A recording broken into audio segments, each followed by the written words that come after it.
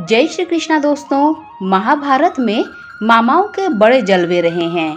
एक ओर मामाओं ने लुटिया डुबोई है तो दूसरी ओर पार लगाया है। महाभारत में जब मामाश्री की बात होती है तो सबसे पहले शकुनी का नाम आता है। लेकिन आपको जानकर हैरानी होगी कि शकुनी के अलावा भी ऐसे कई मामा थे जिनकी महाभारत में चर्चा होती है। तो आओ जानते हैं उन्हीं में से 5 मामाओं के बारे में संक्षिप्त जानकारी। नंबर 1, कंस मामा। महाभारत और पुराणों में जरासंध की बहुत चर्चा होती है। वह उस काल के सबसे शक्तिशाली जनपद मगध का सम्राट था। जरासंध का दामाद था कंस, जो भगवान श्री कृष्ण के मामा थे। कंस ने अपने पिता उग्रसेन को राजपद से हटाकर जेल में डाल दिया था और स्वयं शूरसेन जनपद का राजा बन बैठा था। शूरसेन जनपद के अंतर्गत ही मथुरा आता है। कंस के काका शूरसेन का मथुरा पर राज था। कंस ने मथुरा को भी अपने शासन के अधीन कर लिया था और वह प्रजा को अनेक प्रकार से पीड़ित करने लगा था। श्री कृष्ण की बुआ के बेटे शिशुपाल का झुकाव भी कंस की ओर था। कंस अपने पूर्व जन्म में कालनेमी नामक असुर था, जिसे भगवान विष्णु ने मारा था। कंस के बारे में यह भविष्यवाणी कही जाती थी कि उनकी बहन देवकी का एक पुत्र ही उसे मारेगा। बस इसी भविष्यवाणी के कारण वह दहशत में रहने लगा था। कंस ने अपनी बहन देवकी और जीजा वासुदेव को जेल में डाल दिया था। जेल में देवकी और वासुदेव के जो भी पुत्र होते, कंस उनको मार देता था। 8वें पुत्र भगवान श्री कृष्ण जब रात में हुए तो जेल के सभी सैनिक सो गए और दरवाजे किसी चमत्कार से खुल गए। वासुदेव अपने पुत्र श्री कृष्ण को रातों रात ही अपने मित्र नंद के घर छोड़कर आ गए, जहां माता यशोदा ने उन्हें पाल पोस कर बड़ा किया। कंस ने श्री कृष्ण को मारने के लिए कई राक्षसों को भेजा, लेकिन उसके सभी उपाय असफल सिद्ध हुए। तब उसने एक बार मल्ल युद्ध का आयोजन रखा और उसमें सभी योद्धाओं के साथ श्री कृष्ण और बलराम को भी आमंत्रित किया। कंस चाहता था कि वह दोनों को यहाँ बुलवाकर अपने योद्धाओं द्वारा दोनों का वध करवा दे, लेकिन ऐसा नहीं हुआ। उस आयोजन में श्री कृष्ण और उनके भाई बलराम ने मिलकर योद्धाओं सहित अपने मामा कंस का वध भी कर दिया और अपने माता पिता को जेल से मुक्त भी कराया था। नंबर 2, शकुनी मामा। गांधारी के भाई और दुर्योधन के मामा शकुनी को कौन नहीं जानता। कौरवों को छल व कपट की राह सिखाने वाले शकुनी उन्हें पांडवों का विनाश करने में पग पग पर मदद करते थे। लेकिन कहते हैं कि उनके मन में कौरवों के लिए केवल बदले की भावना थी। कहते हैं कि भीष्म ने शकुनी की बहन गांधारी का विवाह धृतराष्ट्र से जबरन करवाया था। बाद में धृतराष्ट्र ने गांधारी के पिता और दोनों पुत्र को आजीवन जेल में डाल दिया था। कारागार में उन्हें खाने के लिए केवल एक व्यक्ति का भोजन दिया जाता था। केवल एक व्यक्ति के भोजन से भला सभी का पेट कैसे भरता। यह पूरे परिवार को भूखे मार देने की साजिश थी। राजा सुबल ने यह निर्णय लिया कि वह यह भोजन केवल उनके सबसे छोटे पुत्र को ही दिया जाए, ताकि उनके परिवार में से कोई तो जीवित बच सके।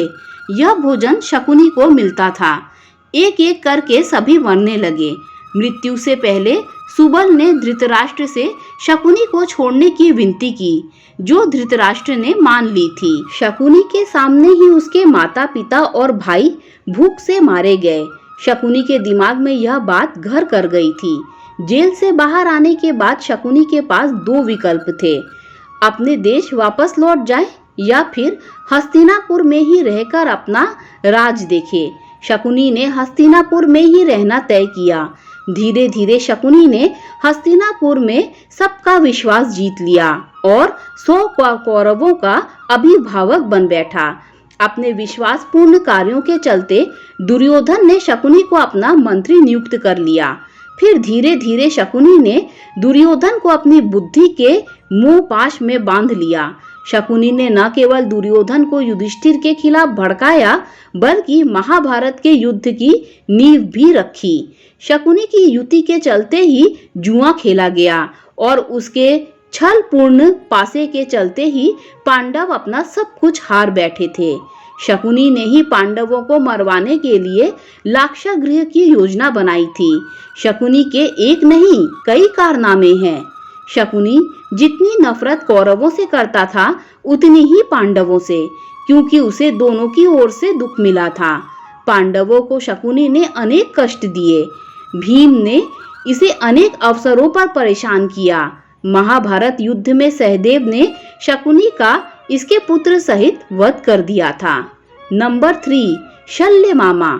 रघुवंश के शल्य पांडवों के मामा श्री थे, लेकिन कौरव भी उन्हें अपना मामा मानकर आदर और सम्मान देते थे। पांडु पत्नी माद्री के भाई अर्थात नकुल और सहदेव के सगे मामा शल्य के पास विशाल सेना थी। जब युद्ध की घोषणा हुई तो नकुल और सहदेव को तो यह 100% विश्वास ही था कि मामा श्री हमारी ओर से ही लड़ाई लड़ेंगे। एक दिन शल्य अपने भांजों से मिलने के लिए अपनी सेना सहित हस्तिनापुर के लिए निकले।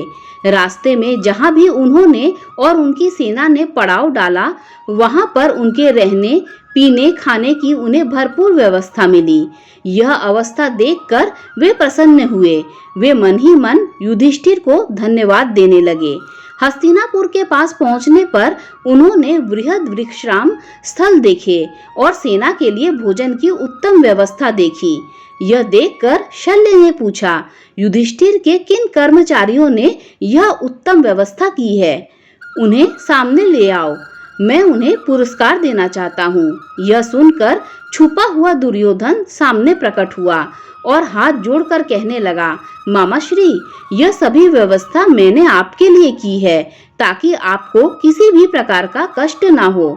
यह सुनकर शल्य के मन में दुर्योधन के लिए प्रेम उमड़ आया और भावना में बहकर कहा, मांगो, आज तुम मुझसे कुछ भी मांग सकते हो।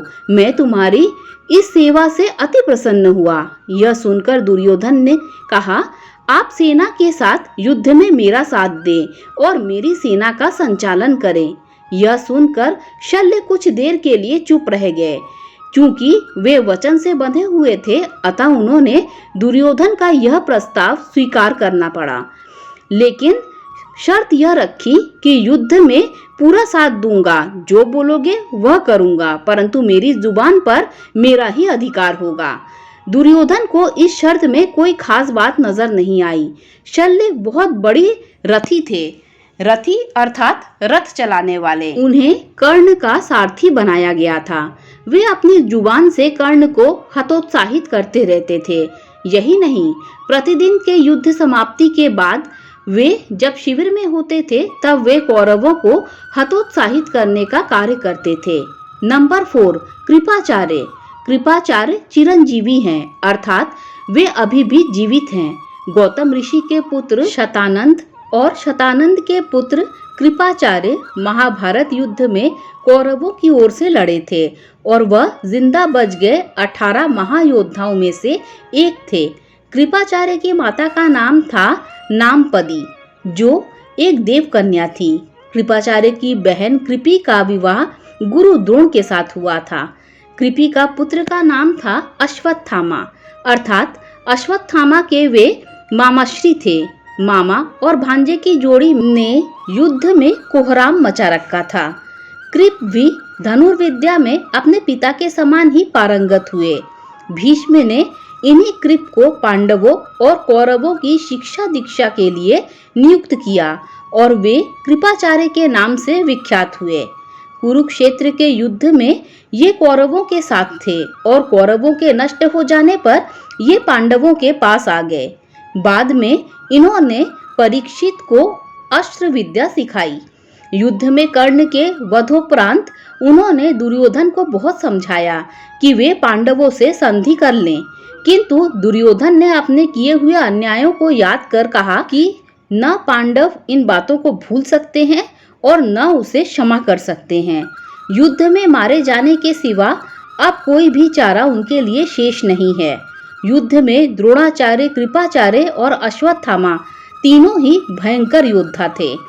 तीनों ही अपने युद्ध कौशल के बल पर पांडवों की सेना का संहार कर दिया था। महाभारत के युद्ध में अर्जुन और कृपाचार्य के बीच भयानक युद्ध हुआ। जब अश्वत्थामा द्रौपदी के सौते हुए 5 पुत्रों को वध कर देते हैं, तब गांधारी कृपाचार्य से कहती है कि अश्वत्थामा ने जो पाप किया है उस पाप के भागीदार आप भी हैं। आप चाहते तो उसे ऐसा करने से रोक सकते थे। आपने अश्वत्थामा का साथ दिया। आप हमारे कुलगुरु हैं। आप धर्म और अधर्म को अच्छी तरह समझते हैं। आपने यह पाप क्यों होने दिया?